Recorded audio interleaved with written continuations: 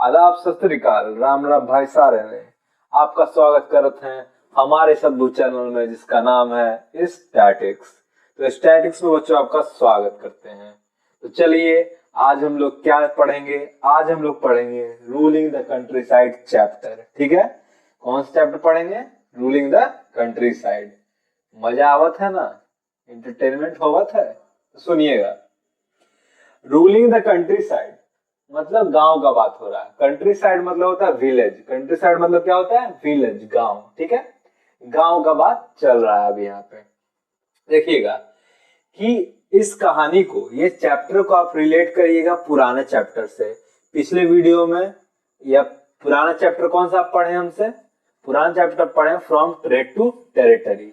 तो from trade to territory से relate करिएगा इस चैप्टर को।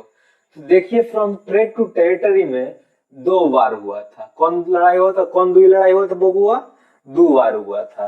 पहला बार हुआ था बैटल ऑफ प्लासी, दूसरा वार हुआ था बैटल ऑफ बक्सर। ठीक है, बैटल ऑफ प्लासी हुआ था 1757 में और बैटल ऑफ बक्सर हुआ था 1764 में।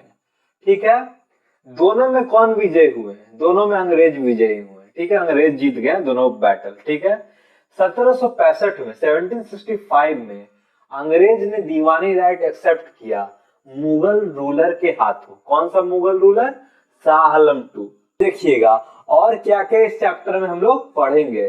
ठीक है, तो देखिएगा कंपनी क्या बन गई? दीवान बन गई, क्योंकि कंपनी को दीवानी राइट मिल गया। शाह आलम II ने दीवानी राइट दे दिया ईस्ट इंडिया कंपनी को, कंपनी दीवान बन गई। ठीक है, और देखिएगा कि दीवान बन गई तो टैक्स कलेक्ट करने का राइट मिल गया, तो टैक्स कलेक्ट करने लगी। टैक्स किसे कलेक्ट करने लगी? किसानों से टैक्स कलेक्ट करने लगी। ठीक है, तो टैक्स कलेक्ट करने के लिए शुरू से कोई सिस्टम नहीं था कि कौन कैसे टैक्स कलेक्ट करेगा, कौन क्या करेगा। ठीक है, तो बहुत सारी प्रॉब्लम आई और सॉल्यूशन के तौर पर बहुत सारा सिस्टम उभरा, जैसे महलवारी सिस्टम, रैयतवारी सिस्टम। समझ में आवत है कि नहीं आवत है? बिल्कुल आवत है। तो इसको नोट किया जाए, फिर हम लोग आगे बढ़ते हैं। तो बचवा सब नोट कर लिए ना आप लोग? मतलब सब लिख लिए ना जब पीछे लिखाए थे कि ना लिखे? आलस मत करिए, आलसी मत बनिए, समझे? तो सुनिए आगे कि देखिए अब अंग्रेज, देखिए अंग्रेज अब चाहती थी कि भारतीय किसान इंडिगो उगाएं, इंडिगो की खेती करें। इसलिए जो अंग्रेज थे वो भारत की तरफ रुख मोड़े कि भैया भारतीय भारतीय जो तुम हो किसान, क्या उगाओ? इंडिगो उगाओ, इंडिगो का फसल उगाओ। अब देखिएगा नील की खेती, इंडिगो की खेती। ठीक है, इंडिगो से क्या बनता था? इंडिगो फसल से क्या बनता था? ब्लू कलर का डाई, जो बाल में डाई लगाते हैं ना, पेंट बनता था, ब्लू कलर का पेंट। ठीक है, ठीक है, ब्लू कलर का पेंट बनता था इंडिगो से। तो अंग्रेज बोली, अंग्रेज सरकार बोली, मतलब ईस्ट इंडिया कंपनी बोली कि आप किसान सब, भारतीय किसान सब, आज से आप उगाइएगा, नील की खेती करिएगा, इंडिगो उगाइएगा। ठीक है, सुनिएगा आगे। और बाद में इंडिगो ना उगाने के लिए विद्रोह किया गया भारतीय द्वारा, जिसको कहा गया ब्लू रेवेलियन, नील विद्रोह। और उसके बाद क्या क्या हुआ इस चैप्टर में हम लोग पढ़ेंगे। समझ में आ रहा है? आवत है?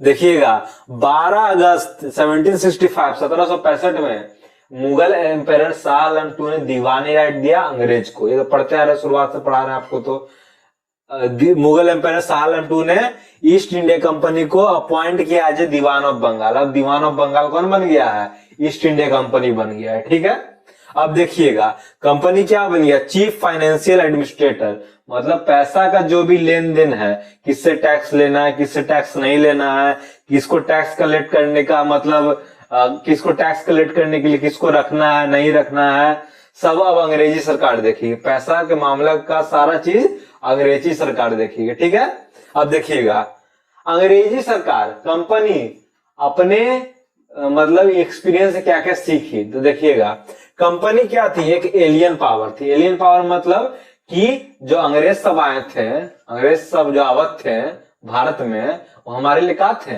हमारे लिए एलियन टाइप के ना थे, मतलब दूसरे ग्रह के प्राणी नियर। कैसे दूसरे ग्रह के प्राणी नियर?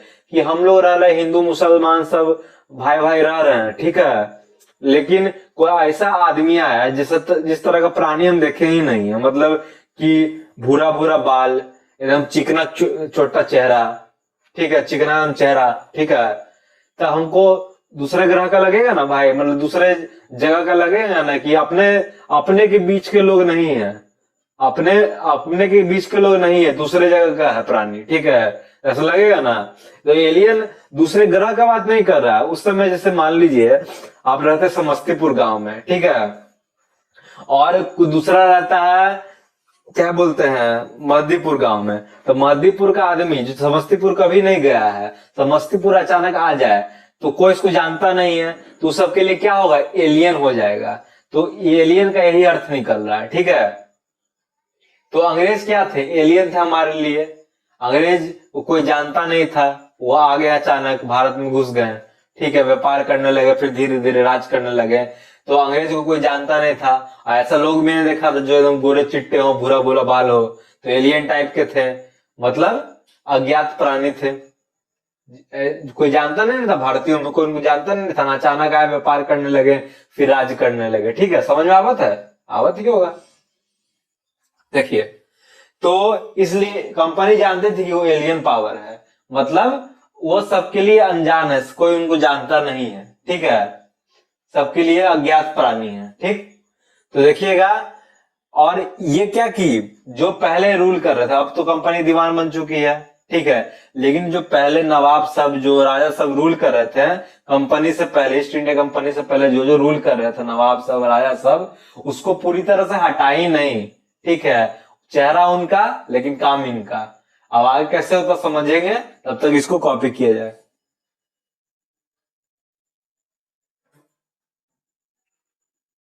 हमको लगता है बच्चों आपने लिख लिया होगा, लिख लिया ना जी, नहीं लिखा तो हम क्या कर रहे हैं, चलो आगे पढ़ते हैं, पढ़ो। देखो, रेवेन्यू फॉर द कंपनी, ठीक है, कंपनी दीवान बन गई, दीवानी राइट मिल गया, टैक्स कलेक्ट करने का राइट मिल गया कंपनी को, ठीक है। तो कंपनी चाहती थी जितना ज्यादा ज्यादा टैक्स है, मतलब कंपनी चाहती थी मेरे पास जितना ज्यादा ज्यादा पैसा है, क्या है, ज्यादा ज्यादा पैसा है मेरे पास, ठीक है, जितना पैसा मिले उतना कम है, ठीक है, क्योंकि पैसा में ही दम है, ठीक। तो कंपनी चाहती थी, कंपनी का भूख मिट रहा था पैसा का, नहीं, जितना आए जितना हंसोत ले, हम हर जगह से क्या करें, जितना पैसा हंसोत ले, लगता नहीं है कि खूब पैसा कमाए, खूब उड़ाएं, गाड़ी खरीदे, बंगला खरीदे, वही वाला बात था, ठीक है। और कंपनी कोई रेगुलर सिस्टम सेटअप नहीं कर रही थी, कि कोई सिस्टम नहीं बना रही थी, कि जमीन कोई जमींदारी सिस्टम नहीं बना रही थी, मोहलवाड़ी सिस्टम नहीं बना रही थी, रैतवाड़ी सिस्टम नहीं बना रही थी, कोई भी ऐसा सिस्टम नहीं बना रही थी जिसके तहत आदमी फिक्स कर गया कि ये आदमी होवत, ये आदमी टैक्स कलेक्ट करत, ठीक है, मतलब कि कोई प्रॉपर सिस्टम नहीं बनाई थी जो टैक्स कलेक्ट जिससे हो, ठीक है, कोई प्रॉपर सिस्टम नहीं बनाई थी टैक्स कलेक्ट करने का, ठीक है, कंपनी कोई प्रॉपर सिस्टम नहीं बनाई थी कैसे करने का, टैक्स कलेक्ट करने का कोई प्रॉपर सिस्टम नहीं बनाई थी, ठीक है। कंपनी उससे मतलब था कैसे भी टैक्स के नाम पे पैसा है जितना है उतना कम है, लेकिन कोई सिस्टम नहीं बनाई प्रॉपर जिससे टैक्स कलेक्ट हो, ठीक है।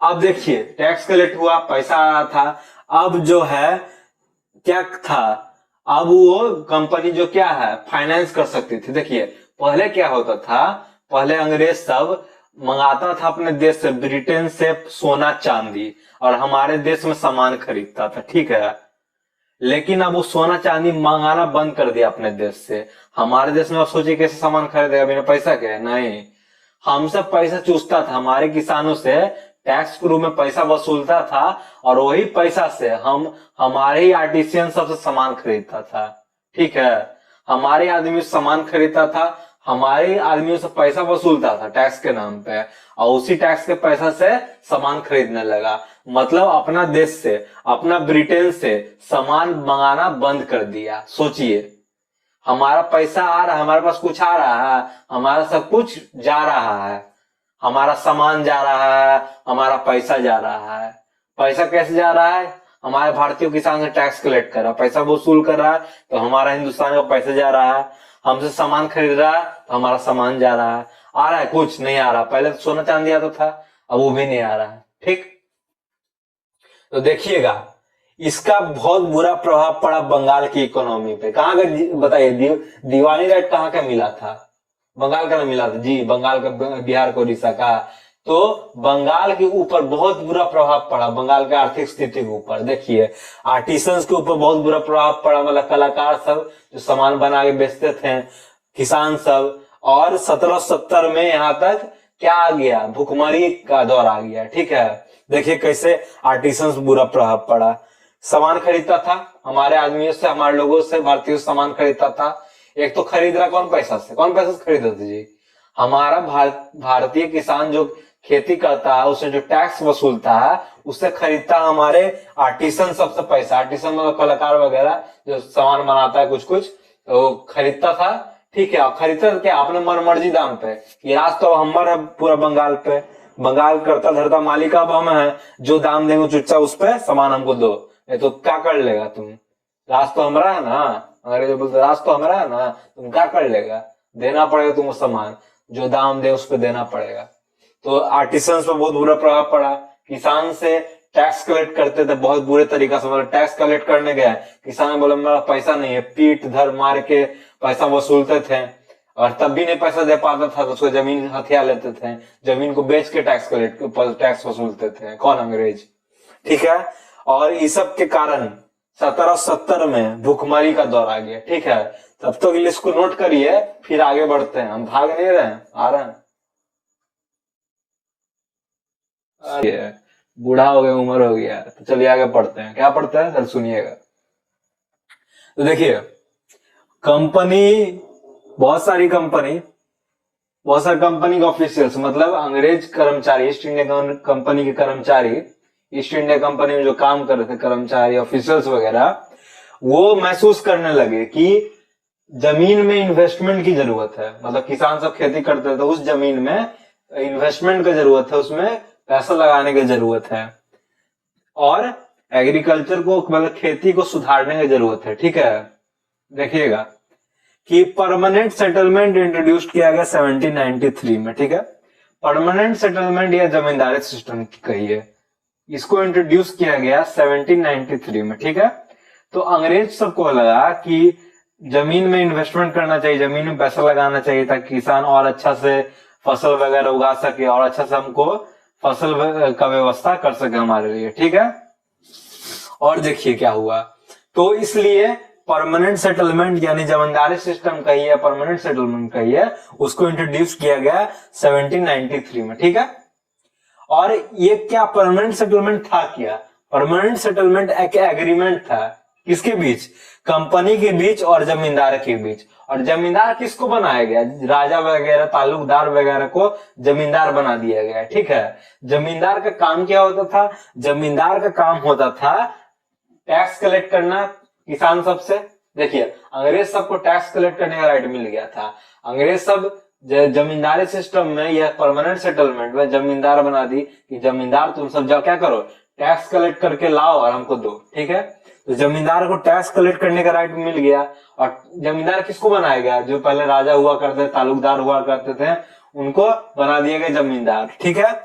और टैक्स कलेक्ट करके लाओ और अंग्रेज हमको दे दो। हम क्या बोला कि जमींदार सब तुम टैक्स कलेक्ट करो किसान वगैरह से, और हमको लाके, मतलब अंग्रेज हमें, हमको लाके दे दो, हमारा झोली पूरा भर दो, समझा, पूरा भर दो, हम पूरा हो जाए, क्या बोलते हैं, मुक्ति पा जाए, हमको एकदम मजा आ जाए, खाली पैसा ही पैसा हो, इधर उधर खाली पैसा हो। समझ आ रहा ना, फीलिंग समझो, वर्ड्स पे ना जाओ, ठीक है। तो जो रेवेन्यू अमाउंट था, मतलब जितना, देखिए फिक्स कर दिया 100 रुपए तुमसे हम क्या लेंगे, टैक्स लेंगे, ठीक है। अंग्रेज फिक्स कर दिए 100 रुपए तुमको टैक्स लेके आना है किसान सबसे, तो अंग्रेज सब जाएंगे 100 रुपए टैक्स लेके आएंगे, ठीक है। लेकिन इतना आसान नहीं था, इतना आसान समझिएगा नहीं, क्या था कि टैक्स फिक्स कर दिया गया कि जिंदगी भर तुमको 100 ही रुपया लेना है किसान सबसे, ठीक है। ऐसा क्यों था, क्या था, हम समझेंगे तब तो इसको नोट किया जाए।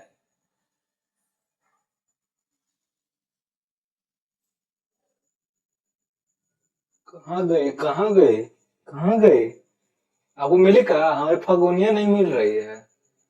अच्छा हमको पढ़ाना था ना आपको, चलिए देखिएगा क्या होता है आगे।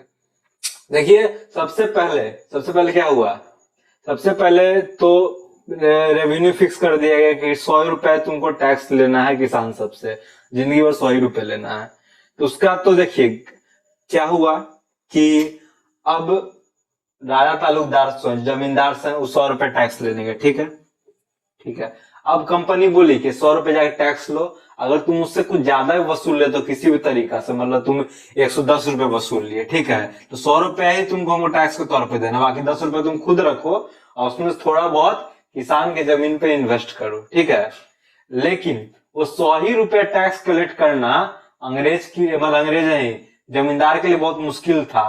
वो 100 ही रुपए टैक्स कलेक्ट नहीं कर पा रहे थे जमींदार सब, ठीक है। जमींदार सब वो 100 ही रुपए जो अंग्रेज टैक्स कलेक्ट करने के लाने कही थी, वो 100 ही रुपए कलेक्ट नहीं कर पा रही थी किसान सबसे, और उसके अलावा क्या कलेक्ट करती, उससे ज्यादा क्या टैक्स कलेक्ट कर पाती, ठीक है। तो हुआ क्या सुनिए। तो पहली बात, परमानेंट सेटलमेंट का क्या था, मतलब जमींदारी सिस्टम क्या क्या प्रॉब्लम था, जब मतलब क्या बोली, कौन क्या बोले बबुआ, मतलब कि जमींदार को बोला गया कि आपको किसान सबसे 100 ही रुपए जिंदगी भर टैक्स कलेक्ट करके लाना है। 100 रुपए से ज्यादा अगर टैक्स आप कलेक्ट कर लेते हैं तो बाकी आप अपने जेब में रखिए। मान लीजिए 110 रुपए टैक्स कलेक्ट कर लिए तो 10 रुपए आप अपने जेब में रखिए, उसमें से थोड़ा बहुत आप इन्वेस्ट करिए किसान के जमीन में, खेती में, ठीक है। तो ऐसा था, लेकिन वो 100 ही रुपया कलेक्ट करना किसान से बहुत मुश्किल पड़ रहा था, ठीक है। तो पहला जो प्रॉब्लम था परमानेंट सेटलमेंट या जमींदारी सिस्टम में, कि रेवेन्यू मतलब जो टैक्स फिक्स किया गया था 100 रुपया कलेक्ट करके लाना, वो बहुत ज्यादा था। वो टैक्स कलेक्ट करना ही किसान से मुश्किल का काम था। किसान के पास उतना पैसा होता नहीं था, जमींदार सब टैक्स कलेक्ट कर नहीं पाते थे, ठीक है। तो बहुत सारे जमींदार का जमींदारी राइट छीन लिया गया, ठीक है। और अगर मान ली किसी साल बहुत अच्छी फसल होगी तो जमींदार सब क्या कर लिया, 100 रुपया टैक्स कलेक्ट कर लिया, मतलब 110 कलेक्ट कर लिया, 100 रुपया अंग्रेज को दे दिया और 10 रुपया बचा खुद रख लिया, ठीक है, ये हुआ। लेकिन कंपनी को फायदा हो नहीं रहा था, कंपनी जिंदगी भर के लिए 100 रुपया फिक्स कर दी है, तो कभी कभी तो 100 रुपया, मतलब कभी कभी तो क्या होता था, 100 रुपया टैक्स कलेक्ट नहीं कर पाता जमींदार, तो जमींदारी राइट्स को चला जाता था, और जो कलेक्ट कर लेता था 100 रुपया या 100 रुपया से ज्यादा, तो 100 रुपये जितना भी ज्यादा टैक्स कलेक्ट कर लेता था, मान लीजिए 110 रुपये टैक्स कलेक्ट किया, 10 रुपये खुद रख लिया और 100 रुपया अंग्रेज को दे दिया, ठीक है। तो अंग्रेज मतलब कितना ज्यादा भी जमींदार टैक्स कलेक्ट कर ले, मान लीजिए 100 रुपए के बदले जमींदार 200 रुपया टैक्स कलेक्ट कर ले, तो उसको देना तो अंग्रेज को 100 ही रुपया है और खुद रख लेगा 100 रुपया, तो अंग्रेज के पास जिंदगी भर 100 ही रुपया आना है। तो अंग्रेज का इसमें घाटा था कि नहीं घाटा था। अरे समझ में आवत है, अरे बोलिए समझ में आ रहा है सर।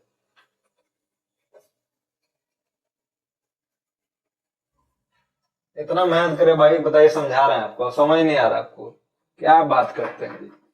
देखिएगा, तो क्या था, जमींदार देखिए 110 रुपए मान लीजिए जमींदार टैक्स कलेक्ट किया, ठीक है, 100 रुपए अंग्रेज को दे, 10 रुपए उसको पॉकेट में गया, ठीक। तो अंग्रेज क्या बोले, 10 रुपए जो पॉकेट में गया उसमें से कुछ पैसा इन्वेस्ट करिए जमीन, मतलब किसान के जमीन में, उसकी खेती में। लेकिन जमींदार कोई इंटरेस्टेड नहीं थे किसान के खेती में, किसान के जमीन में पैसा इन्वेस्ट करने के लिए, ठीक है।